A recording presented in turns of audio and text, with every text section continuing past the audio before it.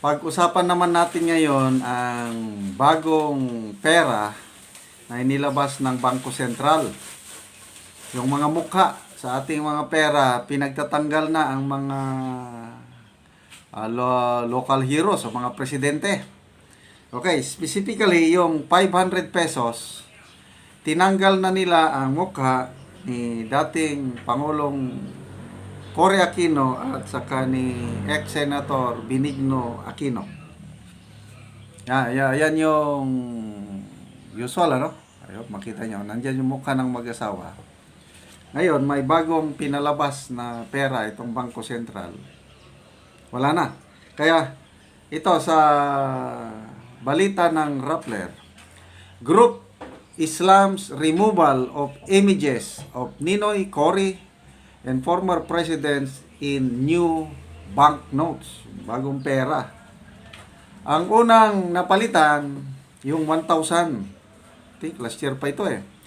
Yung tatlong bayani, World War II heroes, si Jose Abad Santos, ano ba? Vicente Lim at Josepa Escudalianes.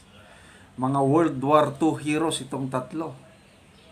Tinanggal, pinalit ata yung, ano ba yung, Agila? Agila ata, oh. Yung Davao, monkey eating eagle. So, yun. So, nung una, maraming nagreklamo, but later on, tinanggap na rin ng publiko. Ito ngayon, 500 pesos, wala na. Ninoy at Cory, pati 100 pesos, 50 pesos, pinagtatanggal na yung mukha ng mga local heroes at pinalitan ng mga mga animals, birds, kaya dito sa Pilipinas. So, ang nagreklamo yung isang grupo na tinatawag Atom. Ano yung Atom? The August 21 movement, which was formed after the August 21, 1983 assassination of late Senator Ninoy Aquino under Marcos dictatorship, questioned the release of new Philippine banknotes that no longer feature the country's heroes. Yung sa 1,000, ay talagang bayani yung tatlo. Jose Abad Santos, ito yung Chief Justice ng Pilipinas panahon ng World War II. Nung natalo na ang ating gobyerno, sinakop na tayo ng Hapon, nahuli itong si Jose Abad Santos. Pinag-pledge siya ng allegiance sa Japanese government. Wala, hindi siya pumayag. Pinili niyang parang Jose Rizal, pinaring squad somewhere dito sa Malabang, Lanao del Sur. Nilibing siya mula noon. Hindi na nakita ang kanyang bangkay.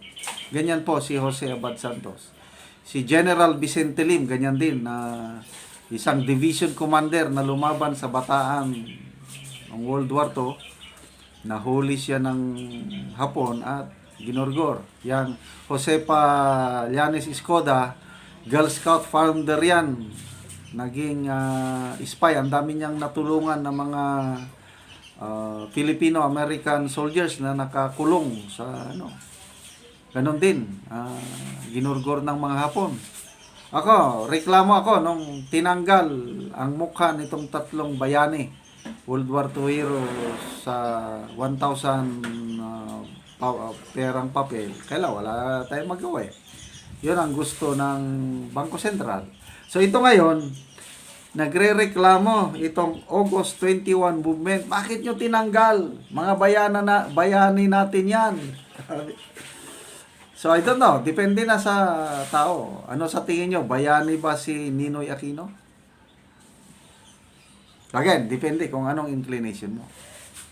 Kung ako ang inyong tatanungin, I'm sorry, hindi siya bayani.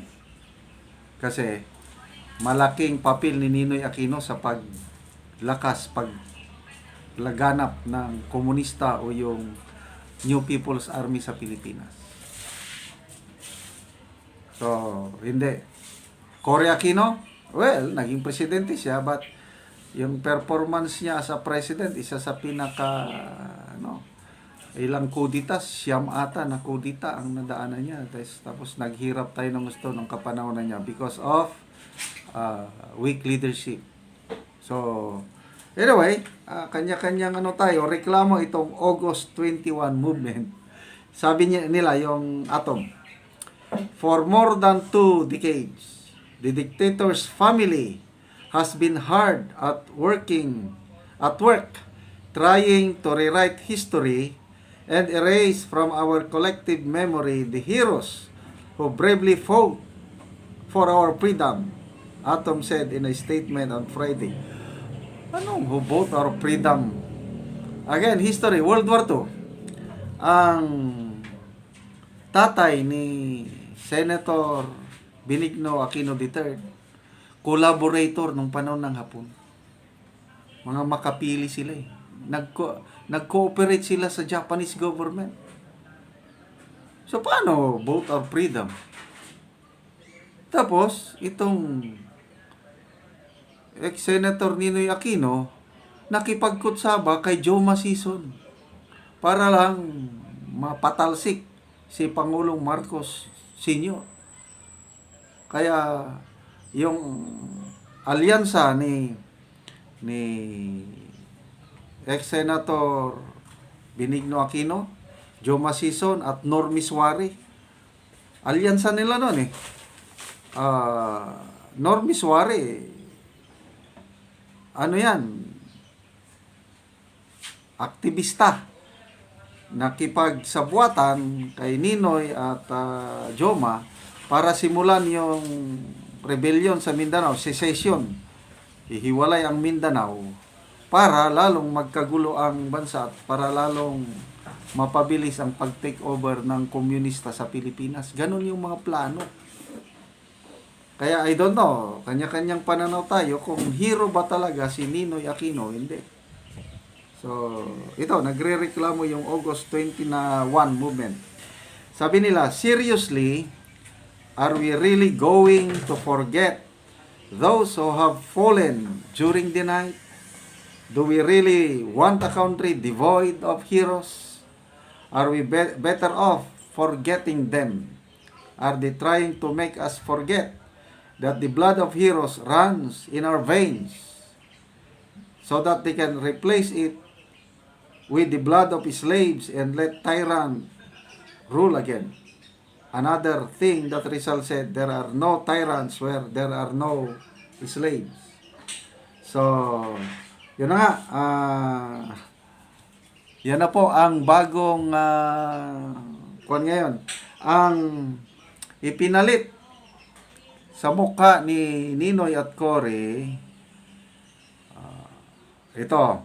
The Aquinos were replaced by the Visayan spotted deer in the 500 peso bill. So, hindi ko pa ako nakita itong Visayan spotted deer. So, binaw na lang, ugsa, deer, ang inilagay. So, ganun ang mga pera natin. 1,000 pesos, agila. Wow, maganda yung agila. Agila ng Davao. It speaks of something. By 2028, agila ang mamamayagpag. Okay yun ah.